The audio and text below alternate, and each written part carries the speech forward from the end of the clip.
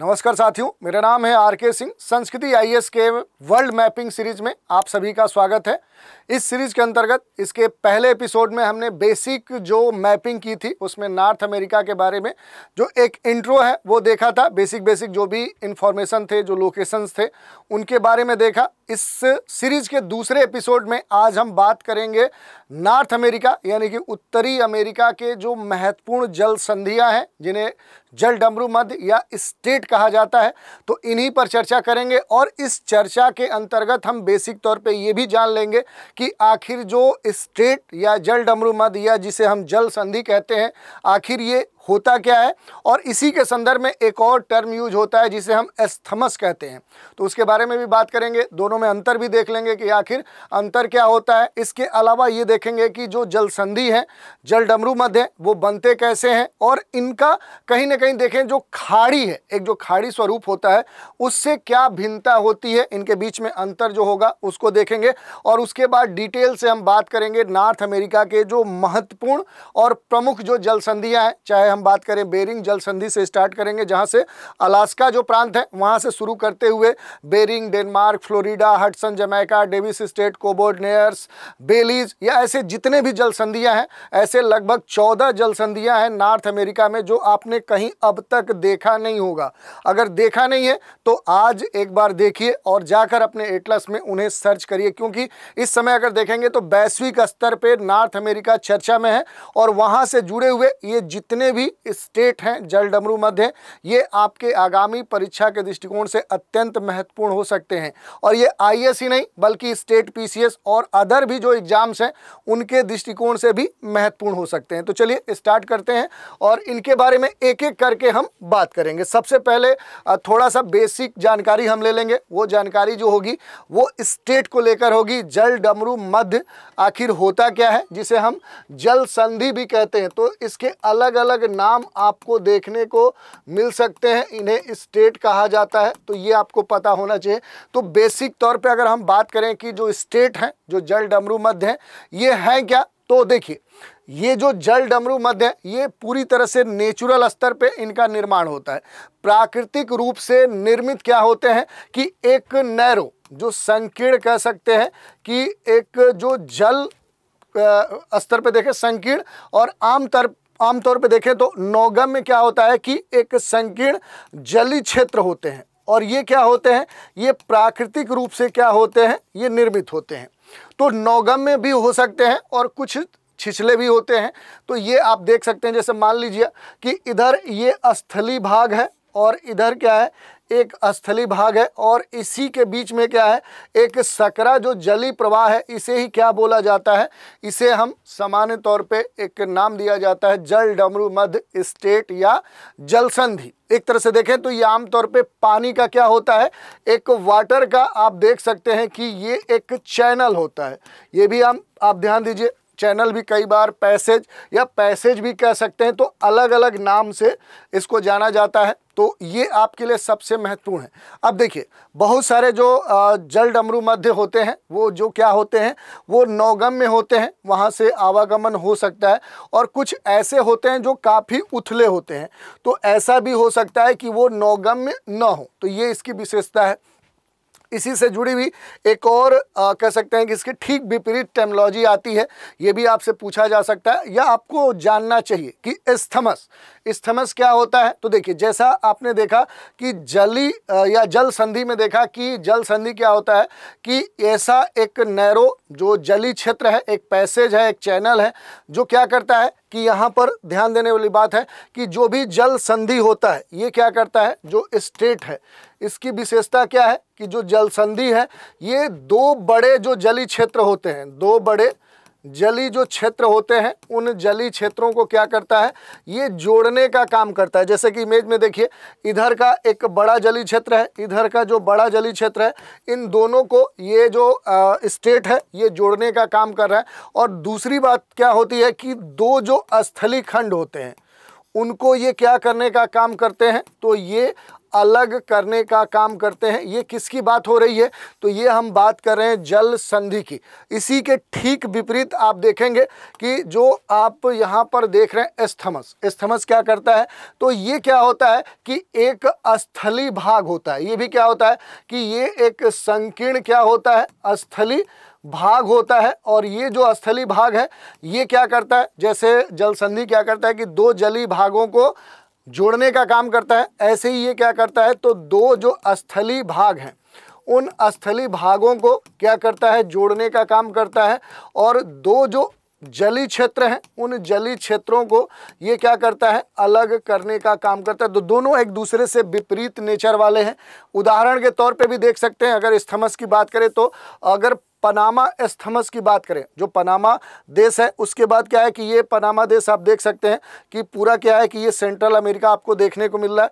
तो कोस्टारिका देश के बाद पनामा आपको देखने को मिलता है। तो ये एक पतला जो सक्रिय क्षेत्र है जो क्या करता है कि इधर का जो साउथ अमेरिका है, साउथ अमेरिका को पनामा देश से ये जोड़ने का काम करता है। और दो जो जलीय क्षेत्र हैं, इधर आप देखेंगे पूरा कैरेबियन सी है और इधर आप पैसिफिक ओशियन को देखेंगे, तो इनको क्या करता है? ये इस्थमस अलग करने का प्रयास करता है। और ऐसे ही अगर स्टेट की बात करेंगे तो जैसे देख लीजिए यहाँ पर अगर हम स्टेट की बात करें तो स्टेट क्या करता है कि दो बड़े जो जलीय क्षेत्र हैं उनको जोड़ने का काम करता है और दो जो स्थलीय खंड हैं इनको अलग करने का काम करता है। तो बेसिक तौर पे ये आशा करते हैं कि आप समझ गए होंगे कि आखिर जो जल डमरू मध्य है वो होता क्या है।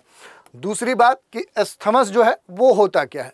इसमें एक और प्रश्न आपके आते हैं, जैसे ये कहा जाता है कि जो स्टेट है आखिर इनका निर्माण कैसे होता है, यानी ये कैसे बनते हैं, ये भी आपसे पूछा जा सकता है। तो देखिए संभव तौर पे क्या है कि जो संकीर्ण आकार है या फिर जो एस्थमस है इसके संदर्भ में ये कहा जाता है कि ये एक तरह से क्या है नेचुरल स्तर पे बनते हैं। सामान्य तौर पे एक कह सकते हैं कि धारणा है कि जो जल डमरू मध्य ये प्लेट टेक्टोनिक जो भी गतिविधियां हैं उन गतिविधियों के संदर्भ में उनका ये क्या होते हैं? परिणाम होते हैं। तो इस आधार पे इनका निर्माण होता है।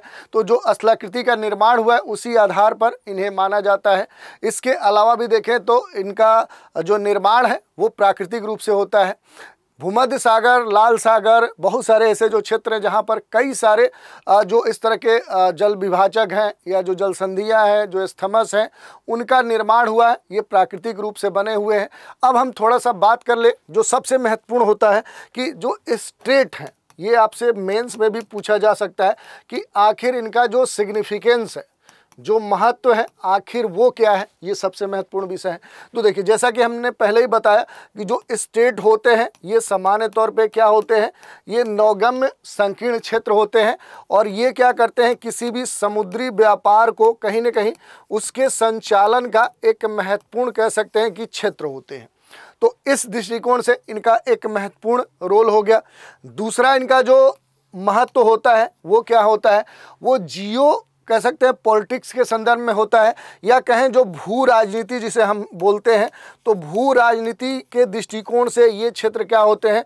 काफ़ी महत्वपूर्ण होते हैं कि एक क्षेत्र से दूसरे क्षेत्र में जाने का एक क्या है? एक सागरीय क्षेत्र में एक मार्ग प्रस्तुत करते हैं। तो इस कारण से ये महत्वपूर्ण हो जाते हैं और दुनिया में जितनी भी सभ्यताएं कहीं ना कहीं विकसित हुई हैं उनमें इनकी महत्वपूर्ण भूमिका रही है। यही नहीं, आर्थिक और सैन्य मामलों में भी क्या होता है? इनका खास तौर पे इस्तेमाल होता है। तो आर्थिक के साथ ही क्या है कि जो सैन्य गतिविधियां हैं उन गतिविधियों में ऐसे मामलों में भी ये महत्वपूर्ण भूमिका निभाते हैं। और विश्व के जो प्रमुख जल डमरू मध्य हैं उनका जो उपयोग होता है वो वाणिज्यिक नौवहन के संदर्भ में किया जाता है। और ये जो क्षेत्र होते हैं ये सागर के एक क्षेत्र से दूसरे क्षेत्र में यात्रा के लिए एक सकुशल और नौगम्य जो मार्ग है वो उपलब्ध कराते हैं। यही नहीं, जो जल डमरू मध्य ये व्यापारिक और रणनीतिक रूप से बेहद महत्वपूर्ण तो होते ही हैं, इसके अलावा भी देखें तो इनकी जो भूमिका है वो कई मामलों में महत्वपूर्ण हो जाती है। जैसा कि हमने बताया कि आर्थिक और सैन्य क्षेत्र के दृष्टिकोण से देखें तो ये महत्वपूर्ण होते हैं। इनका जो उपयोग होता है वो टरबाइनों की मदद से जो ज्वारी ऊर्जा है उसके उत्पादन में भी किया जाता है। जैसे उदाहरण के तौर पर अगर न्यूजीलैंड क्षेत्र में जाएंगे तो वहाँ पर जो कुक जल डमरू मध्य है वहाँ पर आप देखेंगे कि टरबाइन के द्वारा बड़ी मात्रा में जो ऊर्जा है जो वो उत्पन्न की जाती है। और जो जल डमरू मध्य एक तरह से चैनल के रूप में भी काम करते हैं। और इसमें देखें तो इसके माध्यम से जो भी ओशियानिक करंट हैं, जो समुद्री जलधाराएं हैं, वो यहाँ से गुजरती हैं, तो उस क्षेत्र की जो जलवायु है उसको कहीं ना कहीं मदद प्रदान करती है। यही कारण है कि जो जल डमरू मध्य हैं, जो स्टेट हैं, ये भौतिक, मानव, भूगोल दोनों में इनकी आवश्यक भूमिका होती है। तो ये बेसिक जानकारी हमने देख ली। इसके अलावा भी एक आम प्रश्न आपका होता है कि जो खाड़ी है और दूसरा क्या है कि जो स्टेट है, जो जल डमरू मध्य है, इनके बीच में मूल रूप से जो अंतर है वो किस आधार पर किया जाता है। अगर इसे हम समझने का थोड़ा सा प्रयास करें तो देखिए, खाड़ी और जल डमरू मध्य क्या है कि पृथ्वी की सतह पे दो भौगोलिक क्या है, एक तरह से आप देखेंगे तो ये दो भौगोलिक विशेषताएं हैं, ये आपको ध्यान देने वाली बात है। और ये ज्योग्राफिकल फीचर्स हैं, खाड़ी और जल डमरू मध्य दोनों क्या है कि ये जल निकाय हैं। ये आप देख लीजिए, जल निकाय हैं, वाटर बॉडीज हैं। खाड़ी जो होता है समुद्र के भीतर प्रवेश द्वार को संदर्भित करता है। जो खाड़ी होता है ये समुद्र के अंदर कहीं ना कहीं जो एक प्रवेश द्वार है उसको ये क्या करता है, ये डिनोट करता है। दूसरी तरफ से देखें तो ये गहरा भी होता है। ये क्या होता है, ये गहरा भाग होता है। और इसका जो मुंह होता है, जो माउथ होता है खाड़ी का, ये जो मुंह है ये क्या होता है, काफ़ी नैरो होता है, ये सकरा होता है। तो ये इसकी विशेषता हो गई। और खाड़ी जो है समुद्र के उस हिस्से को कहीं ना कहीं प्रदर्शित करता है जो भूमि के भीतर एक तरह से प्रवेश की हुई होती है। उसका आकार, गहराई आकार में अलग अलग होता है। उस पर भी हम दिखाएंगे, जैसे इमेज आएगा तो दिखाएंगे कि आखिर ये खाड़ी और यहाँ पर जो जल डमरू मध्य है वो क्या अंतर है। इसके अलावा देखिए, एक महत्वपूर्ण बात क्या है कि जो जल डमरू मध्य है, खाड़ी तो हमने देख लिया, जल डमरू मध्य क्या है कि ये एक तरह से इसके ठीक अपोजिट एक संकीर्ण जलीय क्षेत्र होता है जो एक बड़े जलीय निकाय को दूसरे बड़े जलीय निकाय से एक संयोजन करने का, जोड़ने का काम करता है और दो स्थलीय क्षेत्रों को अलग करने का काम करता है। और इसी तरह से हमने बाकी विशेषताएं देखी।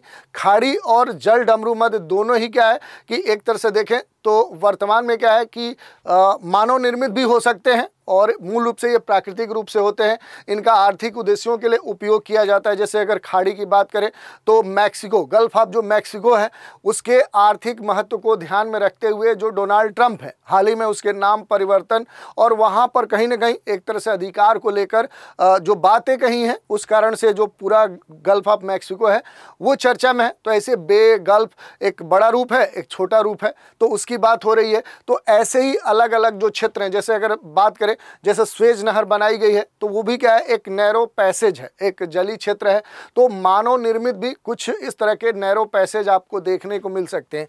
इसके अलावा थोड़ा सा अगर इनके अंतर के बारे में देखें तो अंतर को आप देख सकते हैं। जैसे खाड़ी क्या है, खाड़ी समुद्र का वो भाग है जो भूमि के भीतर फैला हुआ होता है, जबकि जल डमरू मध्य संकीर्ण जल विभाजक होता है जो दो बड़े विशाल जल निकायों को जोड़ने का काम करता है। जो खाड़ी है ये भूमि और समुद्र दोनों को जोड़ता है और ये केवल जल निकायों का संयोजन करता है जल की, जबकि स्थलीय खंडों को अलग करता है। जो खाड़ी है ये खाई आमतौर पे प्राकृतिक रूप से बनती है और यहाँ पर देखेंगे तो मानव और प्राकृतिक दोनों रूप से ये बनता है। इसके अलावा देखिए, खाड़ी जहाज़ों को शरण देने के लिए उपयोगी मानी जाती है, तो दूसरी तरफ बहुत छोटे और उन्हें आश्रय देने के इस्तेमाल में नहीं किया जा सकता। किसके, स्टेट के बारे में। कभी कभी जो खाड़ी है इसके एक बड़ी जो खाड़ी है उस रूप में परिवर्तित होती है और ये क्या होता है कि संकीर्ण जलीय क्षेत्र होता है।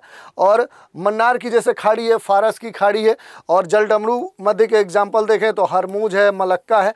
तो इस तरह के जो उदाहरण है वो देखने को मिल सकते हैं। तो ये आशा करते हैं कि अब तक आपने दो चीज़ें तो स्पष्ट तौर पर समझ ली होंगी कि स्टेट, जल डमरू मध्य, पैसेज, चैनल, ये होता क्या है, जल संधि। उसके अलावा एस्थमस के बारे में हमने बता दिया और खाड़ी और जल डमरू मध्य के बारे में भी डिटेल से जानकारी दे दी। अब हम अपने मूल टॉपिक पर आते हैं जो उत्तरी अमेरिका है। उत्तरी अमेरिका का बेसिक स्ट्रक्चर हमने देखा था, बेसिक जो प्लेसेस है उनके बारे में बात किया था। अब एक एक करके हम बात करेंगे। जैसे आज हम स्टेट के बारे में देख लेंगे, जल संधियों के बारे में देख लेंगे, तो कल पठार के बारे में, फिर पर्वत के बारे में, फिर झील के बारे में, फिर यहाँ के इम्पोर्टेंट जो इकोनॉमिक एक्टिविटी के दृष्टिकोण से जो प्लेसेस होंगे उनके बारे बारे में देखेंगे, कल्चरल पर्सपेक्टिव में देखेंगे, ऐसे ही अलग अलग सेगमेंट हम इसके बारे में देखेंगे। तो पूरा नॉर्थ अमेरिका हम कंप्लीट करेंगे। अब देखिए यहाँ पर हम शुरुआत करेंगे कहाँ से, तो हम शुरू करेंगे बेरिंग स्टेट से, ठीक है, या कहें तो युकाटन से करेंगे। बेरिंग स्टेट महत्वपूर्ण है क्योंकि एक तरफ से हम चलेंगे और फिर क्या है कि अलग अलग जो क्षेत्रों में अवस्थित जो जल संधि हैं, जो स्टेट है, उनके बारे में देखेंगे। तो देखिए जैसे यहाँ पर हम देखेंगे तो एक बेरिंग स्टेट, आपको यहाँ पर बेरिंग जल संधि देखने को मिलेगी। अब जैसे एटलस में जाएंगे, यहाँ पर थोड़ा सा दिखाना टफ होगा, इसलिए हम इसके बड़े बड़े जहाँ पर भी जल संधियाँ होंगी उनके बड़े मैप को लेंगे और आपको और क्लियर करके दिखाएंगे। जैसे देखिए यहाँ पर हम दिखा दे रहे हैं, ये अलास्का है। ये क्या है, अलास्का किसका है, ये यूनाइटेड स्टेट का एक प्रांत है, ठीक है। इधर आप देखेंगे तो एशिया का ये पार्ट है जो रसिया है, और इन दोनों के बीच में आपको एक जलीय क्षेत्र देखने को मिलेगा जो क्या करता है कि इन दोनों स्थलीय खंडों को अलग करता है और इधर के जलीय क्षेत्र और इधर के जलीय क्षेत्र को जोड़ने का काम करता है। तो इस तरह से क्या है कि ये बेरिंग स्टेट आपको देखने को मिलेगा।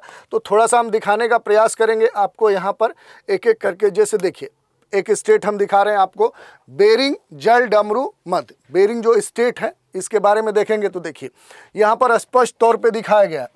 इधर देखिए पूरा ये अलास्का का प्रांत है। तो ये क्या करता है, जो ये बेरिंग स्टेट, देखिए ये क्या है, एक नैरो जलीय क्षेत्र है, और ये नैरो जलीय क्षेत्र क्या करता है कि एक तरफ अलास्का को दूसरे तरफ रसिया से अलग करता है, और दूसरे तरफ अगर आप देखेंगे तो इधर देखिए चुक्सी जो सी है, जो चुक्सी सागर है, उसको क्या करता है कि इधर का जो पूरा कह सकते हैं कि इधर आप आएंगे तो पूरा जो पैसिफिक ओशियन है उससे जोड़ने का काम करता है। तो ये आपके लिए महत्वपूर्ण है, आपको पता होना चाहिए।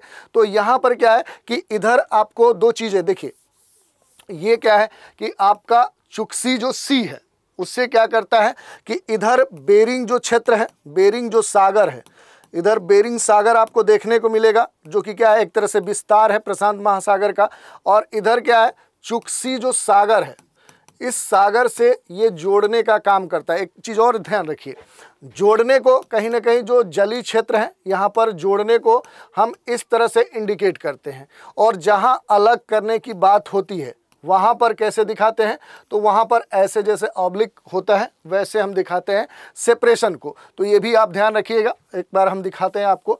जैसे यहाँ पर अगर बात की जाती है कि एक तरफ क्या है कि रूस है, और दूसरी तरफ अगर हम देखें तो रूस से क्या है कि हमको देखने को मिल रहा है जो पार्ट, वो आपको यहाँ पर देखने को मिल रहा है अलास्का।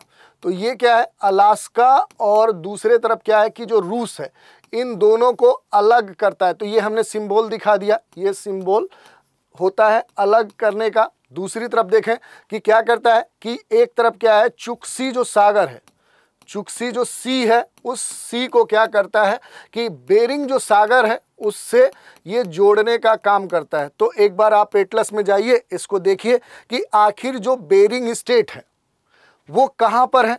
तो पहले ही हमने दिखा दिया कि बेरिंग स्टेट आपको कहाँ देखने को मिलेगा, तो बेरिंग स्टेट आपको यहाँ पर देखने को मिलेगा, जहाँ पर क्या है, यहाँ पर आपको देखने को मिल रहा है जो एक तरफ अलास्का प्रांत है, दूसरी तरफ रसिया है, इनके बीच में इधर चुक्सी सागर है, इधर बेरिंग सागर है, उसी के बीच में ये बेरिंग स्टेट की अवस्थिति है। तो ये पहला हमने एक जल डमरू मध्य देखा। दूसरा देखिए युकाटन जो स्टेट है, ये आपके लिए महत्वपूर्ण है, इसकी स्थिति देखने का प्रयास करिए कि आखिर जो युकाटन स्टेट है ये कहाँ पर देखने को मिलेगा। तो देखिए जब आप गल्फ ऑफ मैक्सिको, अगर आप थोड़ा सा मैप में, इसीलिए बड़े मैप में हम नहीं जा रहे हैं, ये देखिए गल्फ ऑफ पूरा ये मैक्सिको है, यहाँ पर आएंगे तो यहीं पर आपको जो युकाटन स्टेट है वो आपको देखने को मिलेगा। अगर आप कोशिश करिए तो जो अंग्रेजी अल्फ़ाबेट हैं उनका इस्तेमाल करेंगे तो आपके लिए महत्वपूर्ण होगा। मैं दोनों का इस्तेमाल करूंगा, ठीक है। तो यहाँ पर क्या देखना है कि जो गल्फ ऑफ मैक्सिको है और एक तरफ क्या है कि जो अमेरिकन क्षेत्र है, यहाँ पर जो ये पूरा कैरेबियन सागर है, इनके बीच में आपको देखने को मिलेगा क्या, तो यहीं पर आपको देखने को मिलेगा जो यहाँ पर युकाटन चैनल है, ये युकाटन चैनल है सकरा। इधर आप देखेंगे तो क्यूबा देखने को मिलेगा, या कहें तो इधर आपको मैक्सिको देखने को मिलेगा। तो मैक्सिको और क्यूबा के बीच में ये जो जल संधि है ये देखने को मिलेगी। थोड़ा सा बड़े मैप पे हम आपको दिखाने का प्रयास कर रहे हैं। ये देखिए, यहाँ से आप आ रहे हैं, ये वाला पूरा जो क्षेत्र है, और इधर आप देखेंगे तो ये क्यूबा है, और इसी बीच में ये क्या है, ये युकाटन जो जल संधि है ये आपको देखने को मिलेगी। युकाटन जो जल संधि है ये देखने को मिलेगी। ये किन दो जलीय क्षेत्रों को जोड़ने का काम कर रही है, तो देखिए इधर कैरेबियन सागर है और इधर गल्फ ऑफ मैक्सिको है। तो इन दोनों को जोड़ने का काम कौन करेगा, तो युकाटन जो स्टेट है वो काम करेगा, या चैनल कह लीजिए। दूसरी बात, किन दो स्थलीय खंडों को ये सेपरेट करेगा, तो इधर देखिए क्यूबा और दूसरी तरफ आपको देखने को मिलेगा मैक्सिको। तो यहाँ पर ऐसे आप दर्शा सकते हैं कि जो युकाटन जल डमरू मध्य है ये क्या करता है, तो मैक्सिको की जो खाड़ी है, जो गल्फ ऑफ जो मैक्सिको है, इस खाड़ी को क्या करता है कि जोड़ने का काम करता है। किससे, तो यहाँ पर आपको देखने को मिल रहा है कि जो कैरेबियन जो सी है, जो कैरेबियन सी है उससे क्या करता है कि ये जोड़ने का काम करता है, किन दो स्थलीय खंडों को अलग करने का काम करता है। तो एक तरफ क्या है, मैक्सिको है, और मैक्सिको से क्यूबा को अलग करने का काम करता है। तो इसे आप समझ गए होंगे, इसे आप जाकर मैप पे देखने का प्रयास करिएगा। तो ये हमने देख लिया। इसके बाद अगर हम देखें तो जो दूसरा स्टेट है वो बेरिंग स्टेट हमने देख लिया।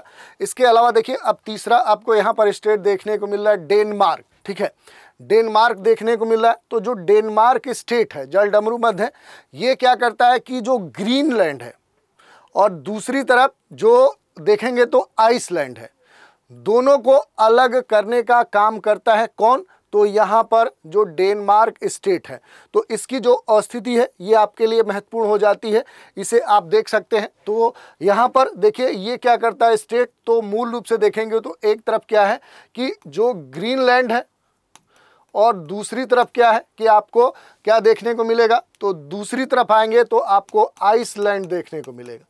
तो इन दोनों को क्या करता है, ये जो डेनमार्क स्टेट है ये सेपरेट करने का काम करता है। दूसरी तरफ देखिए कि यहाँ पर जो ये स्टेट है यही डेनमार्क स्टेट है। एक तरफ देखिए ये पूरा ग्रीनलैंड वाला क्षेत्र है, और ग्रीनलैंड काफ़ी चर्चा में रहा है, खास तौर पे जो इधर देखें यूरोपीय देश और जो अमेरिका है उसके बीच में एक तरह से तनाव की स्थिति इस क्षेत्र को लेकर रही है। तो इन दोनों के बीच में ये जो डेनमार्क स्टेट है ये आपसे पूछा जा सकता है।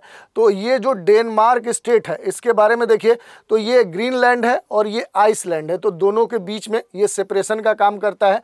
अब किन दो जलीय क्षेत्रों को ये जोड़ने का काम करता है, तो एक तरफ आप देखेंगे तो ये पूरा जो क्षेत्र है अटलांटिक ओशियन आपको देखने को मिल रहा है, और इधर आएंगे तो पूरा ये आर्कटिक सागर है। तो मूल रूप से देखेंगे तो जो अटलांटिक ओशियन है और इधर अगर आएंगे तो जो आर्कटिक ओशियन है, इन दोनों को क्या करता है, ये जोड़ने का काम करता है। तो ये आपके लिए महत्वपूर्ण है। तो ये यहाँ पर दिखा सकते हैं कि ये क्या करता है कि जो अटलांटिक ओशियन है उस ओशियन को क्या करेगा कि इस अटलांटिक महासागर को किससे जोड़ने का काम करेगा, तो जो आर्कटिक ओशियन है, आर्कटिक जो ओशियन है उससे जोड़ने का ये काम करेगा। तो ये आपको ध्यान देने वाली बात है, इसके बारे में आप जान गए। एक और यहाँ पर जल डमरू मध्य देखने को मिलेगा, ये कौन सा है, तो ये फ्लोरिडा जल डमरू मध्य है। इसके बारे में थोड़ा सा हम एक एक करके बात करने का प्रयास करेंगे। तो देखिए अगर फ्लोरिडा की हम बात करें तो फ्लोरिडा कहाँ पर आपको देखने को मिलेगा, तो ये देखिए ये जो फ्लोरिडा प्रांत है यूएसए का, अगर इसे थोड़ा सा बड़े मैप पे देखने का प्रयास करेंगे तो देखिए ये क्या है, ये फ्लोरिडा प्रांत है। यहाँ पर थोड़ा सा आप और क्लियर हो जाइए बड़े मैप पे, तो ये यूएसए का क्या है, फ्लोरिडा प्रांत है। तो जो फ्लोरिडा प्रांत है संयुक्त राज्य अमेरिका कहा जा सकता है यूएसए का, और दूसरे तरफ आपको क्या देखने को मिलेगा, तो यहाँ पर ये क्यूबा देखने को मिलेगा। ये देखिए ये यूएसए हो गया और ये क्यूबा हो गया, और इसी के बीच में ये जो नैरो जली भाग है इसे हम क्या बोलेंगे, तो इसे फ्लोरिडा हम बोलेंगे। इसी को हम बड़े मैप पे देख रहे हैं। तो देखिए यहाँ पर क्या है कि ये फ्लोरिडा प्रांत है और ये क्यूबा है, और यहीं पर ये आपको जो फ्लोरिडा स्टेट है ये आपको देखने को मिलेगा। तो दो बातें यहाँ पर क्लियर हो गई।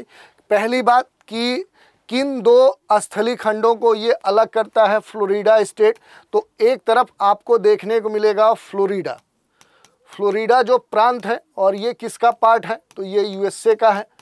और ये क्या करेगा, किससे अलग करने का काम करेगा, तो ये जो क्यूबा है, क्यूबा जो देश है उससे सेपरेट करता है। और दूसरी तरफ किन दो बड़े जलीय निकायों को ये जोड़ने का काम करता है, तो देखिए एक तरफ ये पूरा गल्फ ऑफ जो मैक्सिको है ये आपको देखने को मिलेगा, और इस साइड आप आएंगे तो आपको क्या देखने को मिलेगा, पूरा अटलांटिक जो ओशियन है वो देखने को मिलेगा। थोड़ा सा मैप पे और क्लियर हो जाइए, मैं एक दो को बार बार दिखा रहा हूँ ताकि आपको कन्फ्यूजन ना हो। देखिए इधर क्या है कि पूरा गल्फ ऑफ मैक्सिको है, और ये वाला जो पूरा क्षेत्र है क्या है, अटलांटिक ओशियन है। तो इन दोनों को ये क्या करता है, जोड़ने का काम करता है। तो ये इसको आप समझ सकते हैं कि यहाँ पर अगर आप देखेंगे तो एक तरफ क्या है, अटलांटिक जो ओशियन है उस ओशियन को क्या करता है कि दूसरे तरफ आप देखेंगे तो गल्फ ऑफ जो मैक्सिको है उससे जोड़ने का काम करता है। तो ये आप क्लियर हो जाइए कि यहाँ पर जो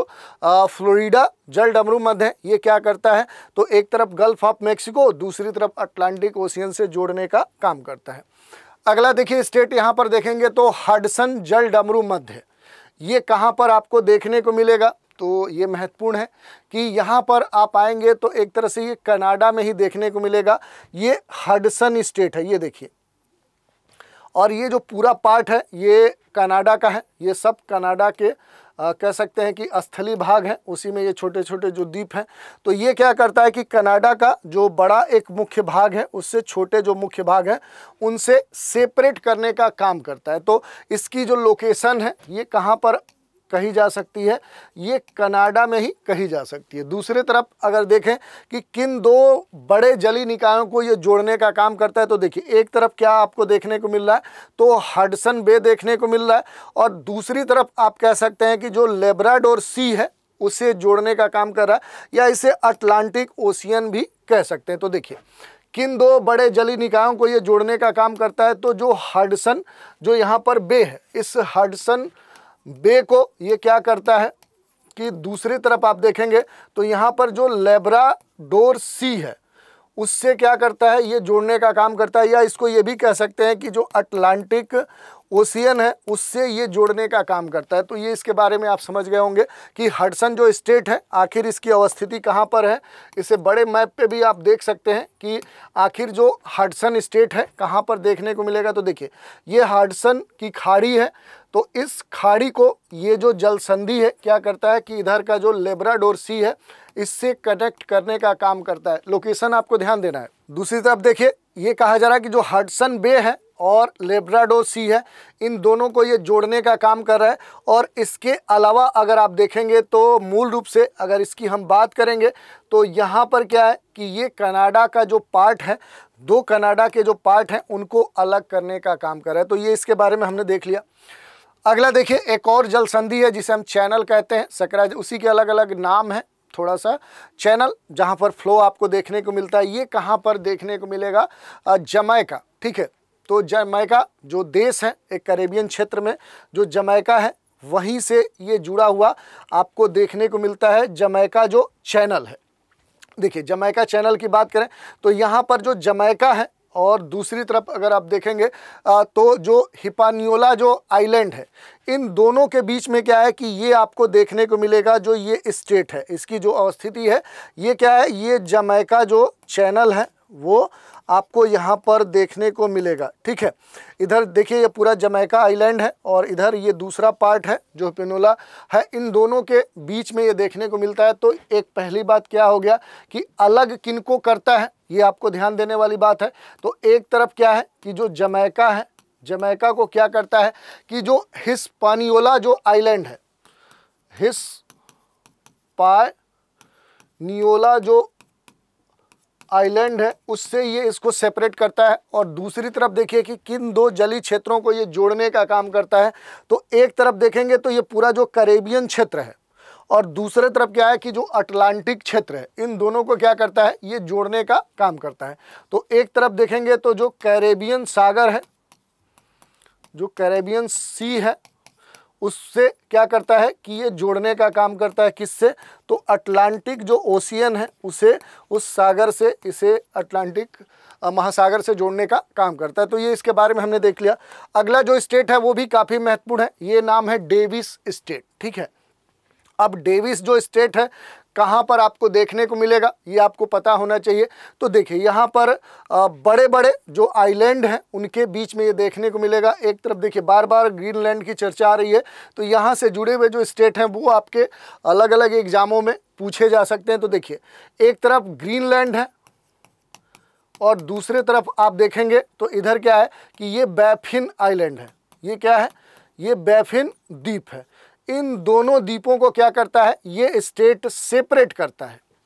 ये क्या करता है? अलग करता है। तो आप देख सकते हैं कि यहाँ पर क्या है कि एक तरफ ग्रीनलैंड है और दूसरे तरफ से देखें तो इस आइलैंड के अलावा इसे सेपरेट किससे करता है? तो बैफिन जो द्वीप है उससे अलग करने का काम करता है डेविस स्टेट। और किन दो जलीय क्षेत्रों को ये जोड़ने का काम करता है? तो देखिए पहली बार कि यहाँ पर अगर हम देखेंगे तो एक तरफ क्या है कि ये पूरा लेब्राडोर सागर है, इधर आप देखिए ये पूरा लेब्राडोर सी है, और दूसरे तरफ आप देखेंगे तो बैफिन, जो बैफिन बे है, इधर वाला जो पूरा क्षेत्र है ये क्या है? ये जो बैफिन, यहाँ हम बात करें तो जो बैफिन बे है उससे ये जोड़ने का काम करता है। तो यहाँ पर आप देख सकते हैं कि डेविस जो स्टेट है ये क्या करेगा? तो एक तरफ क्या है कि जो लेब्राडोर जो सी है, इस सी को जोड़ने का काम करेगा किससे? बैफिन बे से। तो ये आप देख सकते हैं इसके बारे में कि इसका क्या यहाँ पर रोल है। तो ये इसके लोकेशन के बारे में क्लियर हो गया। एक और स्टेट है, ये भी बड़ा महत्वपूर्ण है, कोबोट स्टेट। कहाँ पर ये आपको देखने को मिलेगा? एक बार आप मैप में जाइए और इसके बारे में सर्च करिए कि कोबोट जो स्टेट है वो कहाँ पर आपको देखने को मिलेगा। ये आपके लिए एक होमवर्क हम दे रहे हैं और बड़ा ही आसान है, सीधे आपको मिल जाएगा। एक बार सर्च करिए, देखिए कि जो कोबोट स्टेट है इसकी जो लोकेशन है वो कहाँ पर आपको देखने को मिलेगी। थोड़ा सा ध्यान देना पड़ेगा और ये आपके लिए काफ़ी महत्वपूर्ण हो जाता है। ठीक है, तो एक बार एक क्वेश्चन आपके लिए हम दे रहे हैं, ये चूँकि बाद में हम डालना चाह रहे थे लेकिन पीपीटी में पहले आ गया है, तो ये आपके लिए एक सर्च होगा। इसका उत्तर जो है वो अगले एपिसोड में हम देंगे, आप पहले कमेंट में इसका उत्तर देंगे। एक और देखिए जलसंधि है। ये सारे जलसंधियाँ सामान्य तौर पे आपको किसी बुक में नहीं मिलेंगी। हाँ, एटलस में जाएंगे तो ये सारे लोकेशन आपको देखने को मिलेंगे। अगर किसी स्टैंडर्ड मैप में जाएंगे, गूगल मैप में जाएंगे तो वहाँ पर ये सारी दिखेंगी। अब देखिए ये जो जल संधि है इसका नाम है नेयर्स जल संधि। अब ये कहाँ पर देखने को मिलेगी? तो इसको भी आपको बड़ा ही ध्यान से देखना पड़ेगा। ये देखिए ये नेयर स्टेट है और ये कहाँ पर देखने को मिलेगा? तो एक तरफ जो ग्रीनलैंड है, डेनमार्क वाला जो क्षेत्र है, जो स्थलीय भाग है, ये क्या है? पूरा ग्रीनलैंड है। और दूसरे तरफ आपको क्या देखने को मिलेगा? तो इधर क्या है कि एलिस मरे जो आइलैंड है, जो एलिस मरे जो द्वीप है जिस पर किसका अधिकार है? तो ये कनाडा का अधिकार है। और इधर जो ग्रीनलैंड है इस पर डेनमार्क का अधिकार है। और इन्हीं के बीच में आपको क्या देखने को मिलेगा? तो ये देखिए ये नेयर्स स्टेट है। तो अगर बात करेंगे कि जो नेयर्स जल संधि है ये क्या करता है, तो इसकी जो स्थिति है कि जो ग्रीनलैंड है और दूसरी तरफ अगर हम देखेंगे तो जो एलिस मरे जो आइलैंड है, इन दोनों को अलग करता है, सेपरेट करता है। और दूसरे तरफ अगर हम बात करें कि आखिर किन दो बड़े जलीय क्षेत्रों को ये क्या करता है, ये जोड़ने का काम करता है, तो एक तरफ यहाँ पर आपको देखने को मिल रहा है लिंकन जो सी है, जो लिंकन यहाँ पर सी है, जो लिंकन सी है उसे ये जोड़ने का काम करता है। किससे? तो जो बैफिन बे है उस बैफिन बे से ये जोड़ने का काम करता है। तो इधर बैफिन बे मैप में नहीं है आपको थोड़ा सा ध्यान लगाना होगा। जब भी आप जैसे बड़े मैप पे जब आप आएंगे तो इसे देखने का प्रयास करिएगा। एक बड़े मैप में आपको यहाँ पर देखने को मिलेगा, इधर आपको ग्रीनलैंड पूरा देखने को मिलेगा। उधर इधर आपको जब ये आइलैंड दूसरी तरफ आपको क्या देखने को मिलेगा, एलिस मरे आइलैंड। तो इनके बीच में आपको ये जो नेयर्स जल संधि है ये आपको देखने को मिलेगी। तो इसके बारे में हम देख चुके हैं। अगली एक और जल संधि है, ये भी काफ़ी महत्वपूर्ण है। ये भी हमने आपके कहीं ना कहीं रखा था एक तरह से होमवर्क असाइनमेंट के लिए कि आखिर जो बेलिस स्टेट है ये कहाँ पर आपको जो जल संधि है ये देखने को मिलेगी। तो इसके लिए भी आपको कहाँ पर जाना पड़ेगा, एक बार ध्यान से आपको देखना है कि जो बेलिस स्टेट है ये कहाँ पर इसकी अवस्थिति है। तो बेसिक तौर पे देखें तो न्यू फाउंडलैंड आपको देखना पड़ेगा कि आखिर न्यू फाउंडलैंड है कहाँ पे। और दूसरा जो लोकेशन है वो क्या है कि लेब्राडोर जो पेनिनसुला है वो आपको देखना पड़ेगा। इन दोनों क्षेत्रों के बीच में आपको क्या देखने को मिलेगी, तो जो बेलिस स्टेट है वो आपको देखने को मिलेगी। तो ये आपको ध्यान देना है कि आपको दो चीज़ें यहाँ पर खोजना होगा। क्या क्या, तो जो लेब्राडोर पेनिनसुला है और दूसरी तरफ क्या आपको देखना होगा कि जो न्यू फाउंडलैंड है, दोनों के बीच में जब आप देखेंगे तो ये जो बेलिस स्टेट है ये क्या करेगी, इन दोनों को अलग करने का काम करेगा और किन दो जलीय क्षेत्रों को ये जोड़ने का काम करेगा। तो यहाँ पर आपको क्या देखना है, एक तरफ गल्फ ऑफ सेंट लॉरेंस देखने को मिलेगा। कौन सा, तो गल्फ ऑफ सेंट लॉरेंस। और दूसरे तरफ अगर आप आएंगे तो आपको क्या देखने को मिलेगा, जो लेब्राडोर सी है वो आपको देखने को मिलेगा। तो एक तरह से आप देखेंगे इन दो जलीय क्षेत्रों को ये क्या करता है, ये जोड़ने का काम करता है। तो एक तरफ आप देखेंगे तो लेब्राडोर जो सी है इस सी को जोड़ने का काम करेगा, किससे, तो सेंट लॉरेंस की जो खाड़ी है उस खाड़ी से क्या करेगा, ये नेयर्स जल संधि दोनों को जोड़ता है। अगली जल संधि, आपने कभी ये सारी जल संधियाँ पढ़ी हो तो एक बार फिर से रिवाइज करिएगा, नहीं पढ़ी हो तो एक बार इन्हें सर्च करने का प्रयास करिएगा। एक और जल संधि है जिसे युकाटन चैनल हम बोलते हैं। तो देखिए युकाटन चैनल की अगर हम बात करें कि आखिर जो युकाटन चैनल है कहाँ पर हमें देखने को मिलेगा, तो ये आपको देखने को मिलेगा, ये पहले भी हमने डिस्कस कर लिया, शायद रिपीट हो रहा है। तो क्यूबा और इधर आप देखेंगे तो जो युकाटन पेनिनसुला है, इन दोनों के बीच में आप देखेंगे तो ये पूरा जो युकाटन चैनल है ये आपको देखने को मिलेगा। और एक तरफ आप देखेंगे तो ये पूरा जो गल्फ ऑफ मैक्सिको है और दूसरे तरफ अगर आप देखेंगे तो ये पूरा क्या है, कैरेबियन सी है। इन दोनों को ये जोड़ने का काम करता है। तो यहाँ पर देख सकते हैं कि जो युकाटन चैनल है ये क्या करता है कि एक तरफ जो क्यूबा है, जो क्यूबा है, क्यूबा देश को किससे अलग करता है, तो जो युकाटन पेनिनसुला है उससे क्या करता है, तो ये अलग करने का काम करता है। तो ये आपको ध्यान देने वाली बात है। दूसरी तरफ किन दो जलीय क्षेत्रों को जोड़ता है, तो जो गल्फ ऑफ जो मैक्सिको है, ये आप ध्यान दीजिए, गल्फ ऑफ मैक्सिको को ये जोड़ने का काम करेगा, किससे, कैरेबियन जो सी है उस कैरेबियन सी से जोड़ने का काम करेगा। तो ये आपको लोकेशन पता होनी चाहिए। एक और बड़ा ही महत्वपूर्ण पैसेज है मोना पैसेज, ये आपसे पूछा गया, कई सारे एग्जाम में ये पूछा गया है कि आखिर जो मोना पैसेज है इसकी जो अवस्थिति है वो कहाँ पर है। तो ये देखिए ये मोना पैसेज है, मूल रूप से देखें तो ये जो है ये इधर एक तरफ से देखेंगे तो इसकी जो अवस्थिति है वो काफ़ी महत्वपूर्ण है। कहाँ पर देखने को मिलेगी, तो एक तरफ एक देश देखने को मिलेगा, ये पूरा कैरेबियन क्षेत्र में जो छोटे छोटे आइलैंड वाले देश हैं उन्हीं में से क्या है कि डोमिनिकन ये रिपब्लिक है, ठीक है, डोमिनिकन रिपब्लिक है। इसी का जो ये पेनिनसुला वाला जो प्रायद्वीपीय भाग है वो, और दूसरे तरफ आप देखेंगे तो ये प्यूर्टो देश है। ये देखिए ये छोटा सा जो देश है, इन दोनों को आपको देखना है, इसका जो नाम है प्यूर्टो ये देश है। इन दोनों के बीच में ये जल संधि आपको देखने को मिलेगी। तो ये क्या करता है, इन दोनों को सेपरेट करता है। ध्यान दीजिए यहाँ पर क्या है कि ये डोमिनिकन रिपब्लिक है और ये क्या है, प्यूर्टो ये देश है। इन दोनों के बीच में ये जो जल संधि है इन्हें सेपरेट करने का काम करती है। दूसरी तरफ आप देख सकते हैं कि ये कैरेबियन सी के अलग अलग जो क्षेत्र हैं उनको जोड़ने का काम करती है। तो ये मोना पैसेज है, यहाँ पर आप देख सकते हैं कि ये क्या है कि यहाँ पर डोमिनिको जो पेनिनसुला है और इसे अलग करता है किससे? Puerto Rico. तो ये आपको ध्यान देना है कि ये दो स्थलीय खंड हैं जिनको सेपरेट करता है और कैरेबियन क्षेत्र में जो जलीय क्षेत्र है उनको जोड़ता है। एक बड़ा ही महत्वपूर्ण और यहाँ पर जल संधि है, ये भी पूछी गई है कई बार, ये है जुआन डी फूका स्टेट। ये भी आपको पता होना चाहिए इसकी जो भौगोलिक अवस्थिति है वो कहाँ पर है, और इससे जुड़े हुए जो प्रश्न हैं वो भी कई बार पूछे गए हैं। तो देखिए स्टेट ऑफ जुआन डी फूका की अगर बात करेंगे तो इधर क्या है कि ये पूरा जो ब्रिटिश कोलंबिया जो प्रांत है, ये जो प्रांत है इसके बीच में, और दूसरी तरफ देखिए जो वाशिंगटन क्षेत्र है इनके बीच में ये जो जल संधि है स्टेट ऑफ जुआन डी फूका, ये आपको देखने को मिलेगी। या एक तरफ से ये भी आप कह सकते हैं कि इधर जो वैंकूवर जो आइलैंड है, ये वाला जो क्षेत्र है ये क्या है? वैंकूवर जो आइलैंड है, और दूसरी तरफ क्या है कि जो वाशिंगटन है, इनके बीच में क्या करता है? ये सेपरेशन का काम करता है।